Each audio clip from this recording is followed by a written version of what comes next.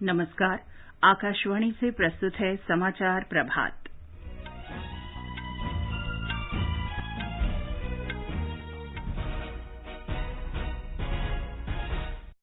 प्रधानमंत्री नरेंद्र मोदी ने सामुदायिक आधार पर जैविक और प्राकृतिक खेती अपनाने का आह्वान किया। प्रधानमंत्री नरेंद्र मोदी ने सर्वश्रेष्ठ भारतीय ऐप्स विकसित करने के लिए आत्मनिर्भर भारत नवाचार चुनौती का शुभारंभ किया।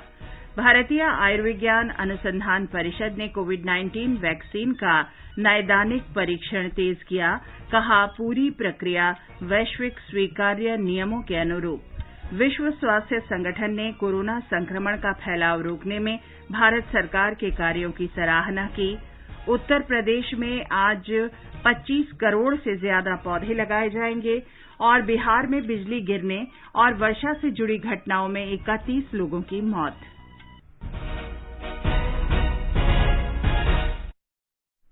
समाचार प्रभात के इस अंक में अपने सहयोगी नवीन सक्सेना के साथ मैं चंद्रिका जोशी। प्रधानमंत्री नरेंद्र मोदी ने सामुदायिक आधार पर जैविक और प्राकृतिक खेती अपनाने का आह्वान किया है। उन्होंने कहा कि भारतीय कृषि अनुसंधान परिषद ने जैविक खेती वाले भूभाग का मानचित्र विकसित किया है और 88 जैव नियंत्रण कारकों और 22 जैव कीटनाशकों की पहचान की है, जिनसे जैविक खेती को बढ़ावा दिया जा सकता है। श्री मोदी ने कल वीडियो कॉन्फ्रेंस के जरिए देश में कृषि अनुसंधान, विस्तार और शिक्षा की प्रगति की समीक्षा की। उन्होंने निर्देश दिया कि कृषि और संबंधित क्षेत्रों में नवाचार और प्रौद्योगिकी का उपयोग सुनिश्चित करने के लिए स्टार्टअप और कृषि उद्यमियों को प्रोत्साहित किया जाना चाहिए। श्री मोदी ने किसानों को उनकी जरूरत के अनुसार सूचना उपलब्ध कराने में सूचना प्रौद्योगिकी के महत्व की चर्चा की। प्रधानमंत्री ने कहा कि खेती से संबंधित समस्याओं के समाधान के लिए हर साल हैकेथॉन यानी लंबी कार्यशाला या शिविर आयोजित किए जाने चाहिए और खेती के काम में बड़ी संख्या में महिलाओं की भागीदारी को ध्यान में रखते हुए ऐसे औजार और उपकरण तैयार किए जाने चाहिए जिनसे उनका परिश्रम कम हो। श्री मोदी ने स्वस्थ और पौष्टिक भोजन सुनिश्चित करने के लिए खाने में ज्वार, बाजरा, रागी तथा अन्य अनाज शामिल करने की जागरूकता बढ़ाने पर जोर दिया। प्रधानमंत्री ने कहा कि कृषि उपकरणों की सुलभता और उपज को खेतों से बाजारों तक ले जाने की परिवहन सुविधा सुगम बनाई जानी चाहिए।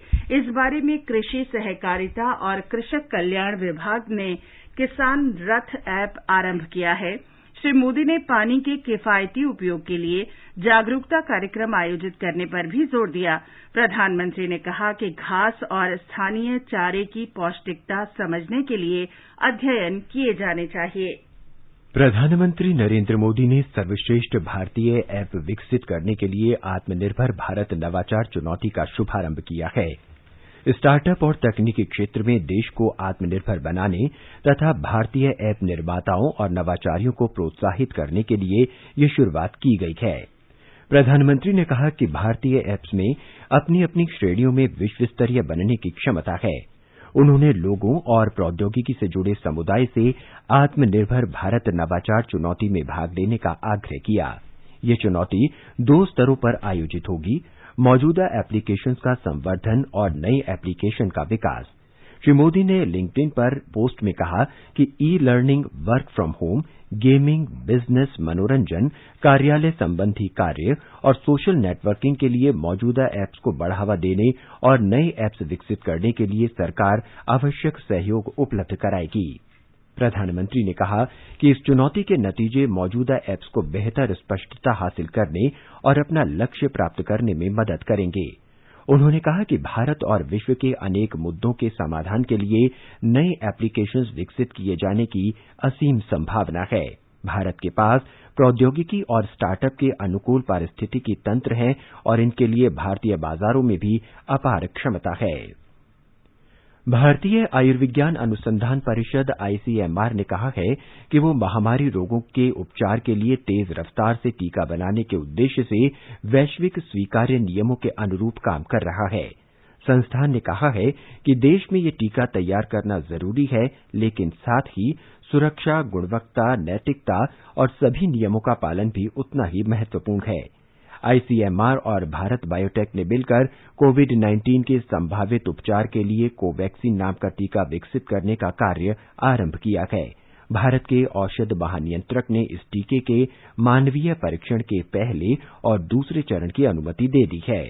आईसीएमआर और भारत बायोटेक ने कोवैक्सीन नामक संभावित कोविड-19 वैक्सीन के विकास के लिए हाथ मिलाया है। यह भारत द्वारा विकसित किया जाने वाला पहला स्वदेशी टीका है जो कि सरकार की सर्वोच्च प्राथमिकता वाली परियोजनाओं में शामिल है। वैक्सीन SARS-CoV-2 स्ट्रेन से लिया गया है जिसे पुणे स्थित नेशनल इंस्टीट्यूट ऑफ वायरोलॉजी द्वारा अलग कर भारत बायोटेक को सौंपा गया है। जायडेस के टीके को प्री क्लिनिकल चरण पूरा करने के बाद कंपनी के अहमदाबाद स्थित वैक्सीन टेक्नोलॉजी सेंटर में विकसित किया गया है। आने वाले महीनों में इन संभावित टीकों की प्रभावशीलता की पहचान करने के लिए मानवों पर इसका परीक्षण किया जाएगा। भारत बायोटेक और जायडेस कैडिला ने इस लक्ष्य को पूरा करने के प्रयासों को गति दे दी है, लेकिन अंतिम परिणाम इस परियोजना में शामिल सभी क्लिनिकल साइटों के सहयोग पर निर्भर करेगा। इस बीच भारत WHO के सॉलिडेरिटी ट्रायल में भी हिस्सा ले रहा है। यह ट्रायल 4 उपचार विकल्पों की तुलना करने के लिए किया जाने वाला एक अंतर्राष्ट्रीय क्लिनिकल परीक्षण है जो कोविड-19 के खिलाफ उनकी प्रभावशीलता का आकलन करेगा। एक अन्य शीर्ष भारतीय pharma company serum institute of India ने ऑक्सफोर्ड यूनिवर्सिटी के संभावित कोविड-19 वैक्सीन की 1 बिलियन खुराक की आपूर्ति करने के लिए ब्रिटिश दवा निर्माता एस्ट्राजेनेका के साथ अनुबंध किया है। भूपेंद्र सिंह, आकाशवाणी समाचार, दिल्ली। विश्व स्वास्थ्य संगठन ने कोरोना संक्रमण का फैलाव रोकने में भारत सरकार के कार्यों की सराहना की है। विश्व स्वास्थ्य संगठन में प्रमुख वैज्ञानिक डॉक्टर सौम्या स्वामीनाथन ने कहा कि पिछले कुछ महीनों में परीक्षण किट बनाने में आत्मनिर्भरता हासिल करना भारत के लिए बड़ी उपलब्धि है। उन्होंने कहा कि भारत सरकार ने शुरू से ही कई प्रभावी कदम उठाए।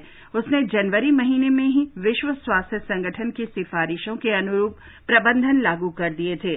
उन्होंने कहा कि भारत को अब इस महामारी के डेटा प्रबंधन पर विशेष ध्यान देना चाहिए।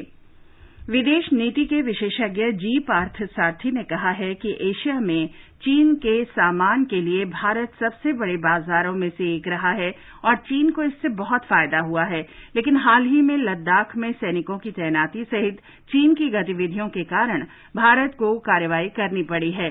आकाशवाणी समाचार के साथ बातचीत में उन्होंने कहा कि भारत ने लद्दाख में दोनों सेनाओं के बीच झड़प होने के बाद आयात पर चीन की निर्भरता को कम करना शुरू कर दिया। उन्होंने कहा कि भारत के लिए आत्मनिर्भर बनने का ये एक सुनहरा अवसर है। I think in a phased manner, we are going to reduce those imports. China will no longer have the sort of open access it had to the Indian economy. Certainly, economic relations has to be two ways, and there has to be a good political environment. So I think this will continue. And then more importantly, we are importing all sorts of minor items which we should be making in India. With the import now stopped, I think the time has come for manufacturers in India. It's time we became more self-reliant in industrial production. Hero cycles ने चीन के साथ 900 करोड़ रुपए का व्यापार समझौता रद्द कर दिया है। हीरो साइकिल्स के अध्यक्ष और प्रबंध निदेशक पंकज मुंजाल ने बताया कि उनकी कंपनी ने चीन की कंपनियों का बहिष्कार किया है और भविष्य में चीन के साथ किसी प्रकार का व्यापार नहीं करने का निर्णय लिया है। उन्होंने कहा कि कंपनी अब उच्च टेक्नोलॉजी वाली साइकिलें भारत में ही बनाएगी। श्री मुंजाल ने कहा कि कंपनी अन्य देशों में अवसरों की तलाश कर रही है और जर्मनी में हीरो साइकिल्स का कारखाना लगाने पर विचार कर रही है, जहां से सभी यूरोपीय देशों को साइकिलों की आपूर्ति की जाएगी। अमरीकी राष्ट्रपति डोनाल्ड ट्रंप ने प्रधानमंत्री नरेंद्र मोदी को अमरीका के 244वें स्वतंत्रता दिवस पर बधाई देने के लिए धन्यवाद दिया है। एक ट्वीट में श्री ट्रंप ने कहा, धन्यवाद मेरे मित्र, अमरीका भारत से प्रेम करता है। प्रधानमंत्री नरेंद्र मोदी ने कल अमरीका के स्वतंत्रता दिवस पर श्री ट्रंप और अमरीका वासियों को शुभकामनाएं दी थी।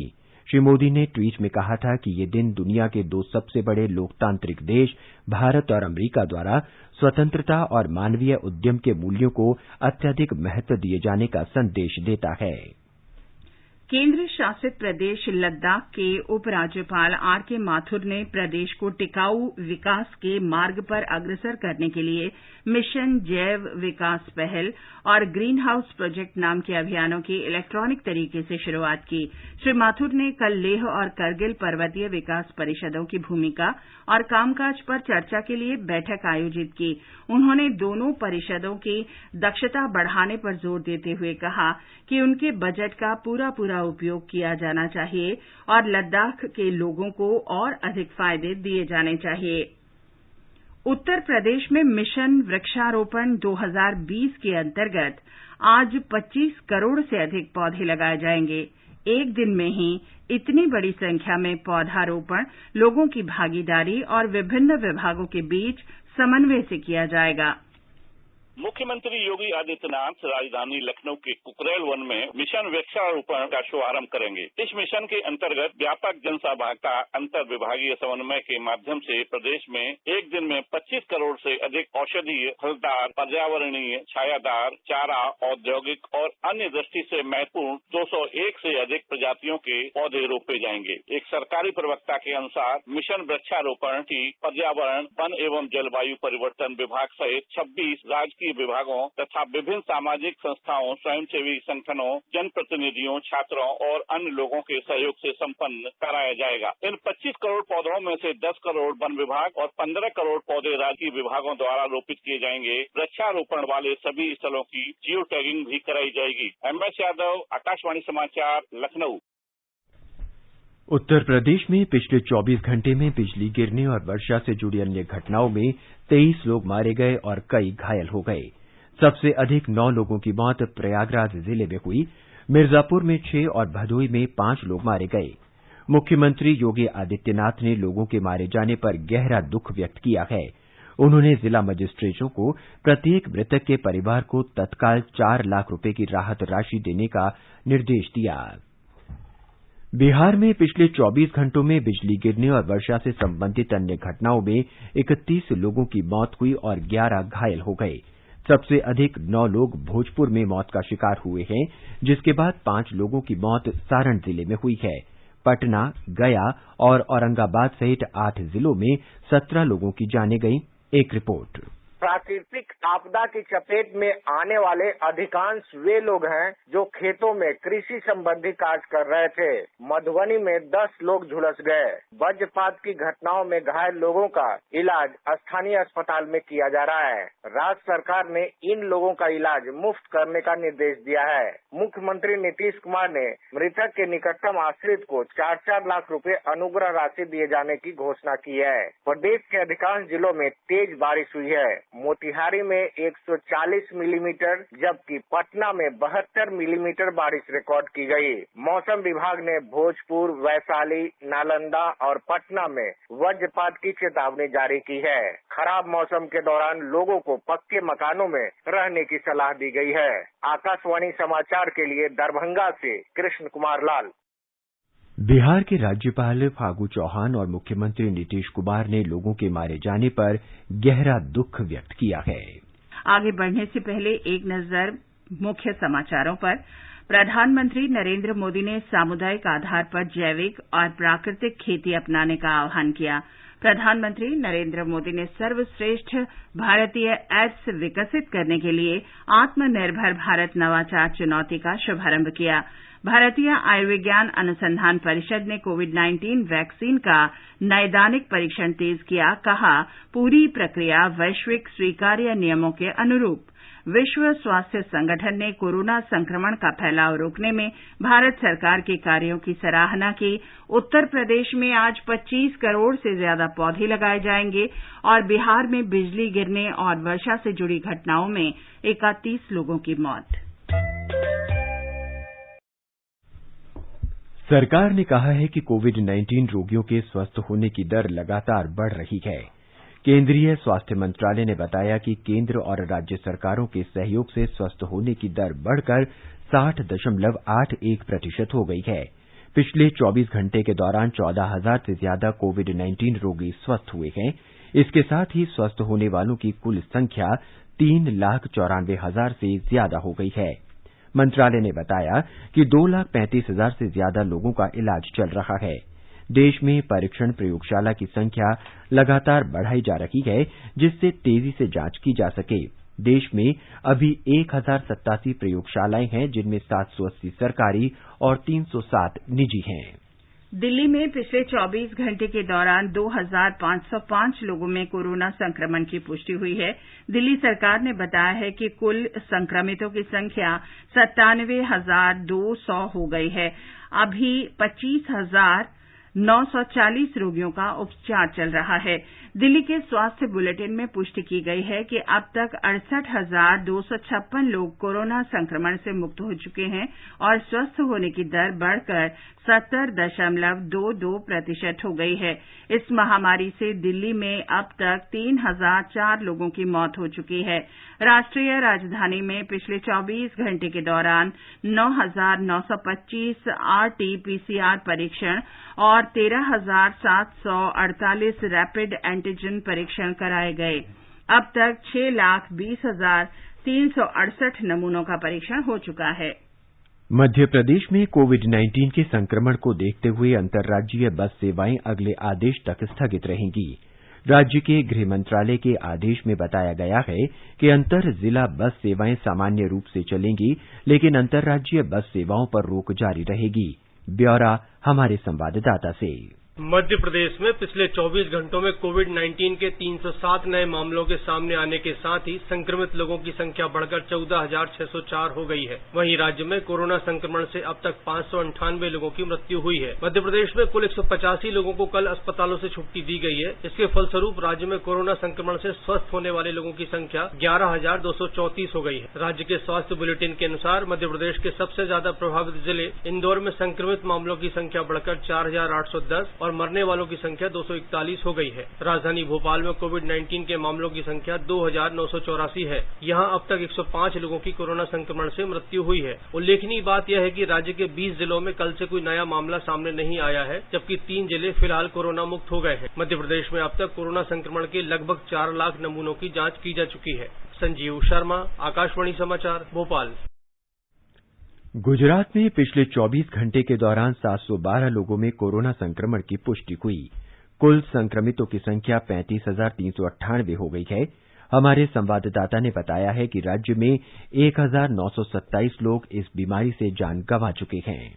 गुजरात में कल संक्रमण के 712 नए मामले दर्ज हुए, जो अब तक का एक दिन का सबसे बड़ा उछाल है। सबसे अधिक 201 मामले सूरत में दर्ज किए गए, जबकि अहमदाबाद में 165 नए मामले दर्ज हुए। आधिकारिक सूत्रों के अनुसार राज्य में सक्रिय मामलों की संख्या 8,057 है, जिसमें से 68 मरीजों की स्थिति गंभीर है और उन्हें वेंटिलेटर पर रखा गया है। पिछले 24 घंटों के दौरान 473 मरीजों को विभिन्न अस्पतालों से छुट्टी दी गई। इसके साथ ही राज्य में कोविड-19 से ठीक होने वाले कुल मरीजों की संख्या 25,414 हो गई है। राज्य में अब तक 4,04,000 से अधिक लोगों का परीक्षण किया जा चुका है। इस बीच मुख्यमंत्री श्री विजय रूपाणी ने कल शाम सूरत का दौरा कर कोविड-19 के बढ़ते मामलों की समीक्षा की। उन्होंने कहा कि इसी महीने नई बनने वाली किडनी हॉस्पिटल और स्टेम सेल हॉस्पिटल अब कोविड अस्पतालों के रूप में समर्पित की जाएगी। उन्होंने सूरत के लिए 200 अतिरिक्त वेंटिलेटर और स्वास्थ्य दल मुहैया कराने की घोषणा की। योगेश पंड्या, आकाशवाणी समाचार, अहमदाबाद।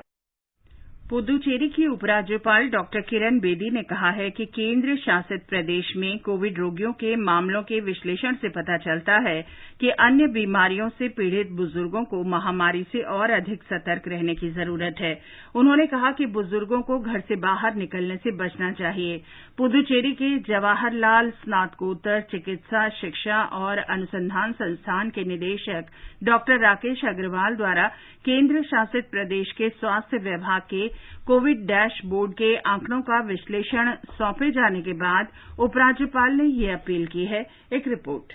उपराज्यपाल डॉक्टर किरण बेदी ने एक ऑडियो संदेश जारी कर कोविड महामारी से निपटने में लगे कर्मचारियों के कामकाज के तौर तरीकों पर अप्रसन्नता व्यक्त की है। डॉक्टर बेदी का विचार है कि अधिकारी बेहतर कार्य कर सकते थे। Puducherry is under a very close watch. Now the challenge is coming from those coming from outside, which is the neighborhood, with infection without they even knowing that they have it. Doctor Kiran Bedi ने कहा है कि जिन लोगों को quarantine में रहने के निर्देश दिए गए हैं उन्हें इनका पालन करना चाहिए और घर पर पृथकवास के नियमों को नहीं तोड़ना चाहिए। पुद्दुचेरी से चिदम्बर नाथन की रिपोर्ट के साथ समाचार कक्ष से भवतारिणी।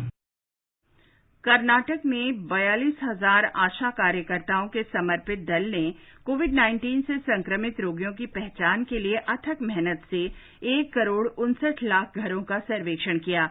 हमारे बेंगलुरु संवाददाता ने बताया कि आशा कार्यकर्ताओं ने राज्य में कोविड-19 महामारी को नियंत्रित करने में महत्वपूर्ण भूमिका निभाई है। इन कार्यकर्ताओं ने कोविड-19 के लक्षणों को जानने के लिए न केवल घर घर जाकर सर्वेक्षण किया, बल्कि दूसरे राज्यों से आने वाले यात्रियों और प्रवासी मजदूरों की भी जांच की।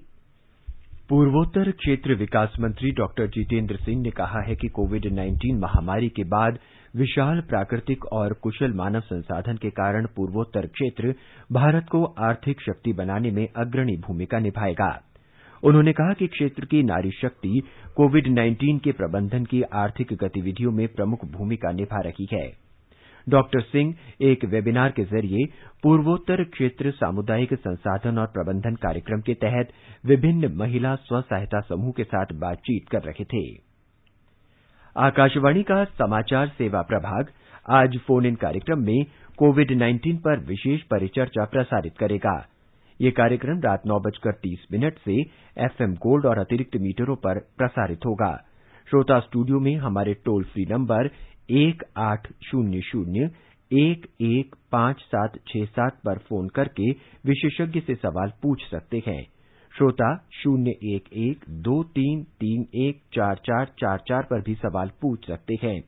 #AskAIR का इस्तेमाल कर Twitter handle @AIR news alerts पर भी सवाल पोस्ट किए जा सकते हैं।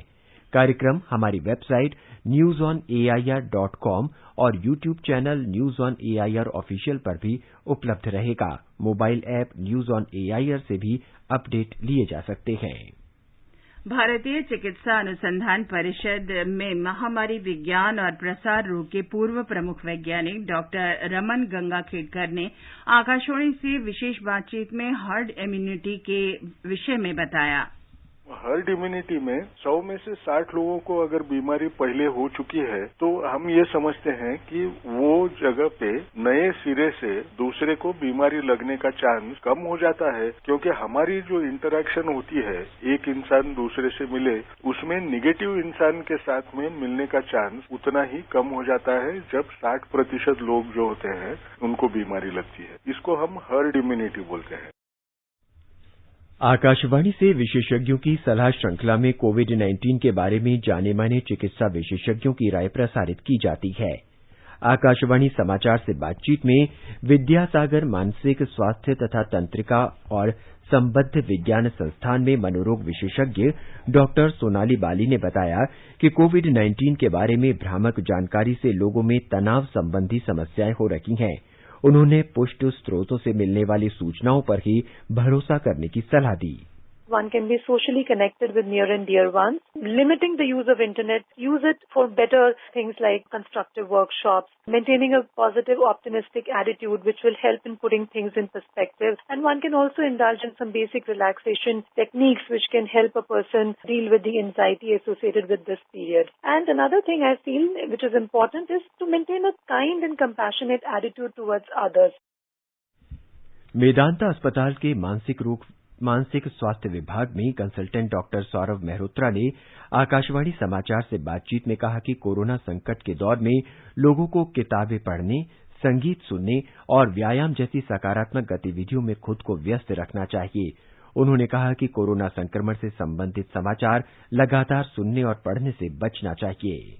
Positive addictions would include the creative arts such as drawing, writing, painting. All of these qualify as positive addictions. Music is positive addictions. People who are interested in dancing, that's a positive addiction. Playing a game with family members has the beneficial effect of both the social interaction as well as the fun of the game. Some people like to do gardening, some people like to do cooking. All of these qualify as positive addictions and have a significant benefit in reducing the stress. Then social connection is very important. और अब एक नजर आज के मौसम की पूर्वानुमान पर। राष्ट्रीय राजधानी दिल्ली में आज तेज बारिश होने से पिछले कुछ दिनों से जारी भीषण गर्मी से राहत मिली। मौसम विभाग ने राजधानी में आज और अधिक वर्षा होने का अनुमान व्यक्त किया है। न्यूनतम तापमान 27 डिग्री सेल्सियस रिकॉर्ड किया गया, अधिकतम तापमान 36 डिग्री सेल्सियस रहने का अनुमान है। पश्चिम की बात करें तो मुंबई में लगातार 2 दिन से भारी वर्षा हो रही है। मौसम विभाग ने कुछ क्षेत्रों में भारी से बहुत भारी वर्षा का अनुमान व्यक्त किया है। न्यूनतम तापमान 25 डिग्री सेल्सियस दर्ज हुआ, अधिकतम तापमान 28 डिग्री सेल्सियस रहेगा। दक्षिण की बात करें तो चेन्नई में तापमान 24 से 32 डिग्री सेल्सियस के बीच रहेगा, बादल छाए रहेंगे और बारिश हो सकती है। पूरब चलें तो कोलकाता में आमतौर पर आसमान साफ रहेगा, हल्की बूंदाबांदी हो सकती है। न्यूनतम तापमान 27 डिग्री सेल्सियस रहा, अधिकतम तापमान 33 डिग्री सेल्सियस के आसपास रहने की उम्मीद है। पटना में भी गरज के साथ वर्षा होने के आसार हैं। तापमान 28 डिग्री सेल्सियस से 33 डिग्री सेल्सियस के बीच रहेगा। उत्तर की बात करें तो केंद्र शासित प्रदेश जम्मू कश्मीर के जम्मू में न्यूनतम तापमान 28 डिग्री सेल्सियस रहा और अधिकतम 32 डिग्री सेल्सियस तक जा सकता है। बादल छाए रहेंगे और मध्यम वर्षा होगी। श्रीनगर में तापमान 17 से 32 डिग्री सेल्सियस के बीच रहेगा, बादल छाए रहेंगे और मध्यम बारिश होने का अनुमान है। गिलगित में न्यूनतम तापमान 17 डिग्री सेल्सियस रहा और अधिकतम तापमान 34 डिग्री सेल्सियस रहने की उम्मीद है। वर्षा होने का भी अनुमान व्यक्त किया गया है और मुजफ्फराबाद में गरज के साथ वर्षा होगी। न्यूनतम तापमान 21 डिग्री सेल्सियस दर्ज हुआ, जबकि अधिकतम तापमान 36 डिग्री सेल्सियस तक जा सकता है। समाचार कक्ष से अलका सिंह। ये समाचार हमारी वेबसाइट newsonair.com/hindi पर भी उपलब्ध हैं। और अब आज के समाचार पत्रों की सुर्खियों पर एक नजर नवीन के साथ। देश में कोरोना वायरस से संक्रमितों के ठीक होने की रफ्तार और तेज होने को अखबारों ने अहमियत दी है। लिखा है, कोरोना को हराने की मुहिम तेज हुई। राष्ट्रीय सहारा और कुछ अन्य अखबारों ने कोरोना वायरस की रोकथाम के मद्देनजर आईसीएमआर के 15 अगस्त तक स्वदेशी टीका इस्तेमाल में आने के दावे को जहां अच्छी खबर बताया है, वहीं लिखा है कि कुछ वैज्ञानिकों ने तर्क दिया है कि परीक्षण के सख्त नियमों की अनदेखी की आशंका न हो। दैनिक जागरण लिखता है, स्वदेशी वैक्सीन के परीक्षण को समयबद्ध और चरणबद्ध तरीके से पूरा करने के बाद आम लोगों के लिए उपलब्ध कराया जाए। हालांकि संक्रमण की मौजूदा रफ्तार से देश में 2 दिन में 7% मामले ज्यादा बढ़ने की खबर भी अखबारों ने साथ ही दी है। जनसत्ता ने लिखा है, देश में 24 घंटे में रिकॉर्ड संख्या में संक्रमित हुए, महाराष्ट्र में 2 लाख का आंकड़ा पार। राजस्थान पत्रिका लिखता है, संक्रमण के कारण कोलकाता ने 6 बड़े शहरों से अपने यहां आने वाली उड़ानों पर रोक लगाई। प्रधानमंत्री के आत्मनिर्भर भारत ऐप और नव प्रवर्तन चुनौती में भाग लेने के लिए लोगों और विशेष रूप से युवाओं को आमंत्रित करने की खबर विस्तार से लगभग सभी अखबारों ने दी है। जनसत्ता लिखता है, स्टार्टअप और तकनीकी क्षेत्र से आत्मनिर्भरता का आह्वान किया। कोरोना संकट को देखते हुए वित्त वर्ष 2019-20 के लिए इनकम टैक्स रिटर्न फाइल करने की समय सीमा 30 नवंबर तक बढ़ाने की खबर भी अखबारों में है। दिल्ली विश्वविद्यालय में 2020-21 के लिए रजिस्ट्रेशन की समय सीमा 2 हफ्ते बढ़ाकर 18 जुलाई तक की गई, लिखता है नवभारत टाइम्स और जनसत्ता। प्रसिद्ध अमरनाथ यात्रा के लिए छड़ी मुबारक की शुरुआत आज होने के बाद 20 जुलाई को इसके पवित्र गुफा की तरफ प्रस्थान करने के साथ अखबारों ने लिखा है, इस साल अमरनाथ यात्रा का प्रस्तावित स्वरूप श्राइन बोर्ड के अनुसार सीमित स्वरूप में होगा। हिन्दुस्तान ने लिखा है, 8 राज्यों में भारी बारिश का अलर्ट। अखबार लिखते हैं, सक्रिय हुआ मानसून। दैनिक ट्रिब्यून ने मुंबई में शनिवार को बारिश के बाद समुद्र में उठती ऊंची लहरों के खूबसूरत चित्र के साथ लिखा है, सरहद लांघती सागर की लहरें। और अंत में मुख्य समाचार एक बार फिर। प्रधानमंत्री नरेंद्र मोदी ने सामुदायिक आधार पर जैविक और प्राकृतिक खेती अपनाने का आह्वान किया। प्रधानमंत्री ने सर्वश्रेष्ठ भारतीय ऐप्स विकसित करने के लिए आत्मनिर्भर भारत नवाचार चुनौती का शुभारंभ किया। भारतीय आयुर्विज्ञान अनुसंधान परिषद ने कोविड-19 वैक्सीन का नैदानिक परीक्षण तेज किया। कहा, पूरी प्रक्रिया वैश्विक स्वीकार्य नियमों के अनुरूप। विश्व स्वास्थ्य संगठन ने कोरोना संक्रमण का फैलाव रोकने में भारत सरकार के कार्यों की सराहना की। उत्तर प्रदेश में आज 25 करोड़ से ज्यादा पौधे लगाए जाएंगे और बिहार में बिजली गिरने और वर्षा से जुड़ी घटनाओं में 31 लोगों की मौत। इसके साथ ही समाचार प्रभात का ये अंक समाप्त हुआ। नमस्कार।